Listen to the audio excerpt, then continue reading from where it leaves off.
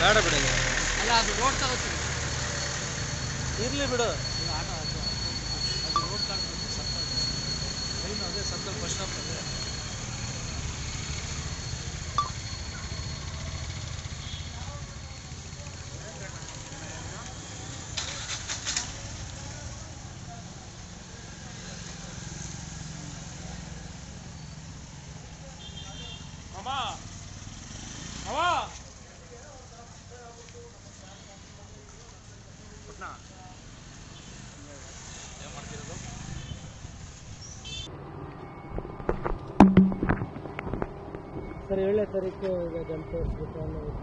ಮಾದನಾಯಕನಹಳ್ಳಿ ಠಾಣಾ ವ್ಯಾಪ್ತಿಯ ಭೈರವೇಶ್ವರ ಸರ್ಕಲ್ನಲ್ಲಿ ದಿನಾಂಕ 7ನೇ ತಾರೀಕು ಬೆಳಗ್ಗೆ ಒಂದು 9ರ ಸುಮಾರಿಗೆ ಯಾರೋ 4 ಜನ ಒಂದು ಜ್ಯುವೆಲರಿ ಶಾಪಿಗೆ ಬಂದು ಅಲ್ಲಿ ಏನೋ ಒಂದು ಪರ್ಚೇಸ್ ಮಾಡುವ ಒಂದು ನೆಪದಲ್ಲಿ ಬಂದು ಯಾವ ಉದ್ದೇಶಕ್ಕೆ ಬಂದಿದ್ರು ಅಂತೇಳಿ ಇನ್ನು ತನಿಖೆ ಆಗಬೇಕಾಗಿದೆ.